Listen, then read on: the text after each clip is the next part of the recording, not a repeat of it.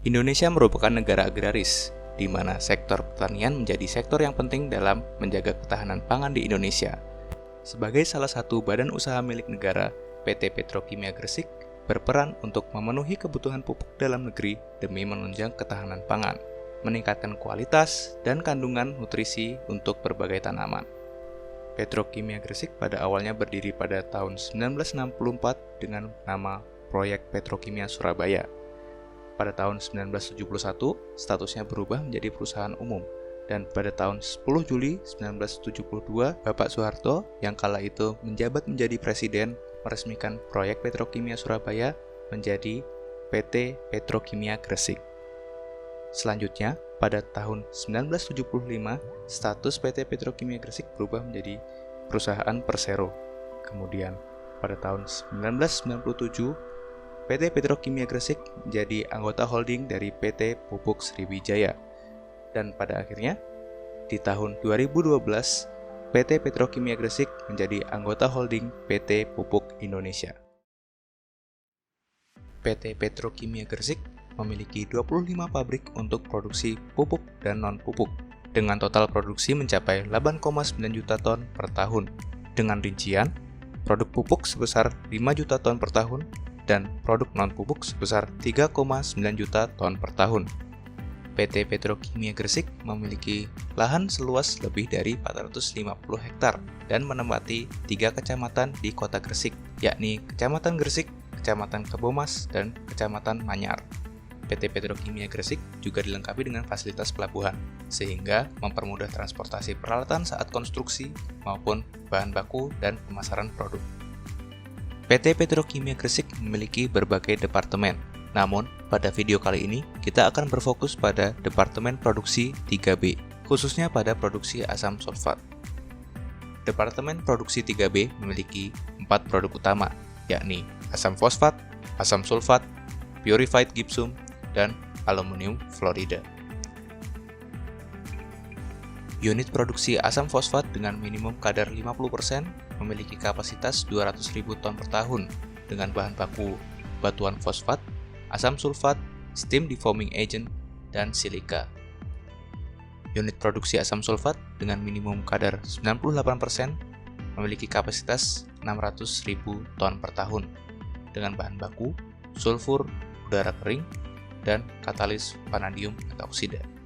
Unit produksi purified gypsum dengan minimum kadar 91% memiliki kapasitas 800.000 ton per tahun dengan bahan baku CaSO4 dihidrat, air, dan P2O5. Unit produksi aluminium fluorida dengan minimum kadar 94% memiliki kapasitas 12.600 ton per tahun dengan bahan baku asam fluorosilikat dan aluminium hidroksida. Selanjutnya adalah deskripsi proses dari pembuatan asam sulfat itu sendiri. Asam sulfat ini adalah memiliki reaksi eksotermis, artinya panas output lebih tinggi daripada panas inputnya, serta reaksinya bersifat reversible. Pembuatan asam sulfat itu terdiri dari 5 proses, 5 unit. Yang pertama ada unit sulfur handling, kemudian yang kedua ada SO2 generation, yang ketiga adalah unit SO2 conversion, yang keempat air drying dan SO3 absorption, serta yang terakhir adalah penyimpanan dan distribusi. Jadi kita mulai pada unit yang pertama, yaitu unit sulfur handling. Pada unit ini terjadi proses pencairan belerang dengan steam coil flake yang tekanan steamnya dibutuhkan kurang lebih 5 kg per cm kuadrat gauge, serta temperatur melter yang dijaga pada suhu 125 derajat Celcius. Kadar sulfur yang masuk sekitar 90,9%. Alat utama pada unit ini adalah melter yang berfungsi untuk melebur belerang dengan pemanas steam. Awal adalah steam dengan tekanan 7 kg per cm persegi, temperatur 110 derajat Celcius melalui coil. Selanjutnya adalah steam dengan tekanan 4 kg per cm persegi. melter dilengkapi dengan pengaduk, sedangkan untuk mengatasi terjadinya asam bebas ditambahkan sabun kapur. Selanjutnya, sulfur cair yang terbentuk akan dialirkan ke filter untuk disaring kotorannya dan ditambahkan bahan pre-coating atau diatomiseus supaya penyaringan dapat baik dan mengcoating dari filter. Sulfur cair dari filter ditampung dalam storage tank yang dilengkapi dengan steam coil untuk mempertahankan suhu di angka 125 sampai 150 derajat Celcius.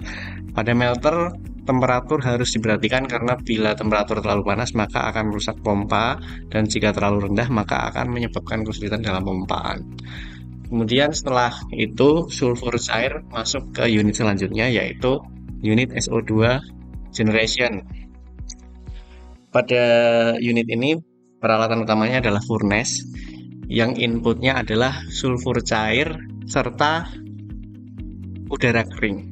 Nah, reaksi dari sulfur cair dengan udara kering ini akan membentuk gas SO2. Sulfur cair tadi didapat dari storage tank, dialirkan dengan cara spray ke sulfur furnace atau sulfur burner dengan ditambahkan udara kering dari drying tower. Udara kering ini didapat dari udara bebas melalui kompresor. Persamaan reaksi yang terjadi adalah S plus O2 atau oksigen menjadi SO3. Suhu furnace kurang dari 1042 derajat Celcius, tetapi outputnya nanti gas SO2-nya itu mencapai 1042 derajat Celcius dan fraksi molnya itu sekitar 10,5%. Dan panas panas akibat furnace ini nanti akan digunakan untuk membuat steam dengan WHB atau waste heat boiler, serta membuat steam superheater untuk listrik yang dihasilkan pada 20 MW. Gas keluar dari steam superheater ini nanti bersuhu 420 derajat Celcius yang akan menjadi input di converter, yaitu bagian dari unit yang selanjutnya, yaitu unit SO2 conversion. Nah, di SO2 conversion ini alat utamanya adalah converter yang terdiri dari 4 bed dan terjadi reaksi SO2 plus setengah O2 menjadi SO3 atau sulfur dioxide plus oksigen menjadi sulfur trioxide. Reaksinya berlangsung secara eksotermis. Nah, pada masing-masing bed suhunya diatur, yaitu pada bed pertama suhu masuknya 420 derajat Celcius, bed kedua suhu masuk 440 derajat Celcius, bed ketiga suhu masuk 440 derajat Celcius, dan bed keempat suhu masuknya sekitar 400 derajat Celcius. Pada konverter ini terjadi peningkatan suhu output, sehingga peningkatan suhu ini pada bed 1 digunakan untuk memproduksi steam superheated. Kemudian untuk keluaran dari bed 2 dan bed 3 digunakan HE untuk penyesuaian. Jadi ketika keluar dari bed 2 suhunya tinggi, keluar bed 3 akan disilangkan aliran dingin dan aliran panasnya agar sesuai ketika masuk ke bed 3 maupun bed selanjutnya bed keempat gitu. Total konversi dari bed 1 sampai bed 4 ini adalah sekitar 99,8%. Katalis yang digunakan adalah V2O5 atau vanadium pentoksida, dan reaksi ini nanti akan berjalan sesuai dengan prinsip Le Chatelier. Jadi jika ingin meningkatkan konversi maka digunakan suhu yang rendah, tekanan yang dinaikkan karena koefisien dari reaktan yang lebih tinggi, maka tekanan dinaikkan. Kemudian kadar oksigen diekseskan, serta SO3-nya diambil agar kesetimbangannya bergerak ke arah kanan. Kemudian setelah keluar dari bed ketiga, karena proses yang digunakan ini adalah double kontak, double absorber, maka keluar dari bed ketiga, SO3 ini dikontakkan terlebih dahulu ke absorber pertama untuk dibentuk H2SO4. Jadi dalam absorber itu terjadi reaksi SO3 plus H2O menjadi H2SO4. Jadi gas SO3 adalah feed-nya, sementara solventnya adalah H2O, dan terjadi reaksi terbentuk H2SO4 yang berbentuk liquid. Nah, nanti liquidnya ini nanti akan ditampung di tangki.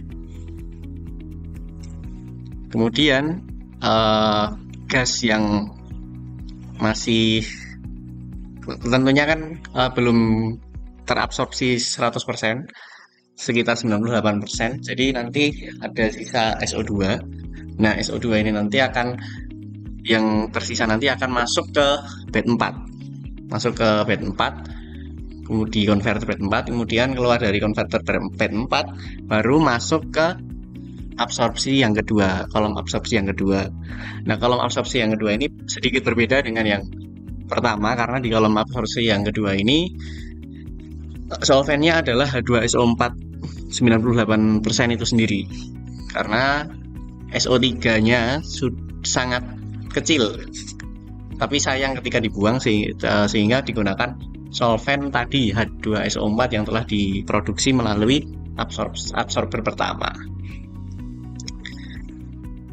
Kemudian setelah diabsorpsikan terbentuk H2SO4 yang targetnya adalah dengan kemurnian 98,5% ya. Nah, setelah itu dilakukan penyimpanan, terdapat 6 storage dengan kapasitas sekitar 10.000 ton per tangki yang nanti akan siap digunakan untuk bahan baku asam fosfat, bahan baku pupuk Z. Jadi asam sulfat ini adalah hal yang penting di pupuk petrokimia Gresik, di PT Petrokimia Gresik, karena menjadi bahan baku dari setiap produk gitu. Spesifikasi alat yang digunakan dalam proses yang telah dijelaskan sebelumnya. Setidaknya terdapat 5 alat utama yang digunakan dalam proses produksi asam sulfat. Yang pertama adalah sulfur melter. Sulfur melter ini digunakan untuk mencairkan belerang dengan pemanas steam tekanan 7 kg per cm persegi dan temperatur 170 derajat Celcius melalui coil. Sulfur melter ini memiliki kapasitas 60 meter kubik dengan laju alir 13,13 ton per jam dengan suhu operasi 14-150 derajat Celcius dan berjumlah 2 buah.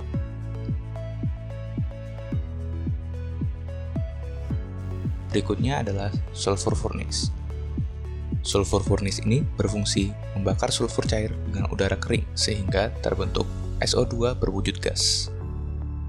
Sulfur furnace memiliki kapasitas 600 ton per hari dengan suhu desain 1070 derajat Celcius dan tekanan 3925 mm air. Berikutnya adalah unit converter. Reaktor converter terdiri dari 4 bed dengan fungsi mengkonversi SO2 menjadi SO3 dengan bantuan katalis vanadium pentaoksida. Bed pertama sampai bed ketiga memiliki konversi maksimal hingga mencapai 95,3%, sedangkan bed keempat memiliki konversi maksimal sebesar 99,89%.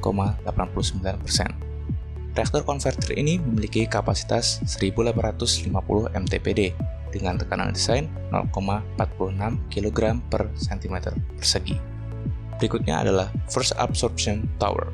Menara absorpsi ini berjenis vertical cylinder yang mengabsorpsi keluaran produk dari bed 3 dengan spesifikasi diameter panjang 6.400 mm, tinggi 11.250 mm dengan tekanan desain 0,2 kg per cm persegi. Yang terakhir adalah Second Absorption Tower yang berjenis sama dengan First Absorption Tower, yaitu vertical cylinder. Namun, Second Absorption Tower ini berfungsi untuk mengabsorpsi keluaran produk dari bed 4. Menara absorpsi ini memiliki diameter sepanjang 6.400 mm dengan tinggi 11.250 mm dan tekanan desain 0,045 kg per cm persegi dengan suhu desain 200 atau 105 derajat Celcius. Terdapat juga beberapa alat-alat pendukung yang digunakan dalam proses pembuatan asam sulfat. Antara lain, sulfur or dam hopper, dirty sulfur pit, pre-coat pit, dirty sulfur pumping pit, dan sulfur burner feed pit yang digunakan untuk membantu proses transportasi dari sulfur. Kemudian ada heating coil yang digunakan untuk proses pemanasan sulfur, sulfur filter untuk proses penyaringan, sulfur conveyor untuk membantu transportasi sulfur, agitator yang digunakan dalam proses pengadukan, pre-coat pump digunakan untuk membantu proses pemompaan, sulfuric acid storage tank yang berfungsi untuk menampung produk asam sulfat. First economizer dan second economizer yang digunakan untuk menyesuaikan suhu masuk dan keluar dari bed reaktor, drying tower, main blower, dan juga cooler. Bagian selanjutnya adalah utilitas dari pabrik PT Petrokimia Gresik di Departemen 3B, terkhusus untuk unit asam sulfat. Bagian yang pertama adalah utilitas dari sumber air terlebih dahulu. Sumber air yang digunakan itu dari dua mata air, yang pertama di Gunung Sari dan yang kedua di Babat Lamongan. Kemudian pengolahan air ini dari Gunung Sari dan Babat Lamongan ini, yang pertama adalah pengisapan dari tempat mata air dengan menggunakan pompa vakum. Kemudian selanjutnya ada penyaringan. Penyaringannya di sini menggunakan quartz dan fine screen untuk menyaring kotoran yang berukuran besar dalam air. Kemudian selanjutnya ada proses pengendapan yang bertujuan untuk mengendapkan partikel tersuspensi dalam air menggunakan settling pit. Setelah partikel yang relatif besar ukurannya terendapkan, baru nanti kita gunakan proses flokulasi dan koagulasi untuk menggumpalkan koloid tersuspensi yang tidak terendapkan di settling karena ukuran yang relatif kecil, serta untuk mengendapkan muatan listrik. Selanjutnya adalah klarifikasi, yaitu pengendapan vlog yang terbentuk pada proses flokulasi dan koagulasi dengan menggunakan alat pulsator. Kemudian dilakukan kembali filtrasi dengan menggunakan pasir silika untuk menyaring padatan tersuspensi. Dan yang terakhir adalah penampungan yang akan diolah dengan menggunakan pompa sentrifugal menuju tangki penampungan. Kemudian ada water treatment. Di unit asam sulfat ini ada 3 unit water treatment. Yang pertama adalah demineralized unit atau unit demineralisasi yang berfungsi untuk menghilangkan garam-garam terlarut serta ion positif dan negatif yang terkandung dalam raw clarified water atau industrial water, sehingga menghasilkan air bebas mineral atau demin water yang akan jadi bahan baku untuk steam juga nanti. Kemudian yang kedua ada cooling tower. Jadi kebutuhan air ini nanti ditreatment untuk menjadi cooling tower, digunakan di cooling tower. Mohon maaf tadi maksud saya ada dua pengolahan, yaitu menjadi demineralized unit sama cooling tower unit. Ini untuk jadi air dingin nanti. Kemudian lanjut ke utilitas yang kedua, itu adalah penyediaan steam atau bahan bakar.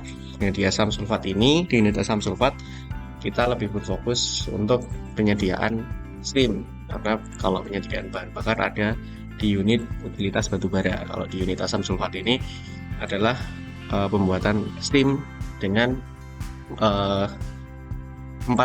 boiler. Ada boiler B6201, ada boiler B6203 dan boiler B6202, dan yang terakhir adalah waste heat boiler. Nah, steam yang diproduksi oleh unit asam sulfat ini nanti akan digunakan ke keseluruhan pabrik. Jadi penyediaan steamnya dari unit asam sulfat sebagian, serta ada nanti dari utilitas batubara. Selanjutnya, untuk penyediaan tenaga listrik di unit asam sulfat ini nanti ada 3 sumber listrik. Yang pertama dari PLN itu sebesar 10 MW, kemudian ada dari gas turbin generator karena tadi di proses juga menghasilkan superheated steam, itu tujuannya untuk menggerakkan gas turbin generator yang akan menyediakan listrik sebesar 8 MW kapasitasnya. Serta yang terakhir ada bantuan dari unit utilitas batubara juga sebesar 16,7 MW. Untuk utilitas yang keempat adalah penyediaan udara tekan. Pada unit ini bertujuan untuk menyuplai udara bertekanan yang digunakan sebagai pneumatic control valve. Ada 2 tipe udara tekan, yaitu plane air dan instrumen air. Plane air ini bertekanan sebesar 10 kg cm persegi pada suhu ruang yang akan digunakan untuk proses produksi yang tidak membutuhkan kadar air rendah. Selanjutnya ada instrumen air yang tekanannya sebesar 7 kg per cm persegi pada suhu ruang dan digunakan untuk proses produksi yang spesifikasinya harus udara kering gitu. Kalau yang plane air tadi tidak perlu kadar air yang sedikit gitu. Kemudian selanjutnya ada utilitas untuk penanganan limbah, terutama di unit asam sulfat ini adalah limbah udara karena gas SO2 yang cukup jadi bahaya untuk lingkungan, jadi perlu diolah terlebih dahulu seperti itu. Departemen Produksi 3B juga dilengkapi dengan fasilitas laboratorium. Laboratorium ini bertugas untuk melakukan penelitian dan pemeriksaan untuk mengendalikan mutu, proses, dan produk. Pengendalian mutu ditujukan pada pemeriksaan mutu hasil produksi utama maupun produk samping. Adapun alat-alat utama yang digunakan di laboratorium. Yang pertama terdapat spektrofotometer yang berfungsi untuk menentukan komposisi sampel secara kualitatif dan kuantitatif berdasarkan interaksi antara materi dengan cahaya. Hidrometer berfungsi untuk mengukur berat jenis dari suatu cairan. Termometer untuk mengukur suhu. Gas kromatografi untuk memisahkan senyawa berdasarkan perbedaan distribusi pergerakan di antara fase gerak dan gas diam. Atomic Absorption Spectrophotometer atau AAS yang berfungsi untuk menentukan kadar unsur-unsur metal dan semi-metal yang terdapat dalam sampel berdasarkan absorbensi cahaya. Dan yang terakhir ada ORSAT yang berfungsi untuk menganalisa O2 dan CO2. Demikian penjelasan mengenai PT Petrokimia Gresik yang kami dapatkan selama melakukan kerja praktik. Kami harap dapat menambah wawasan dari teman-teman sekalian. Terima kasih atas perhatiannya dan sampai jumpa.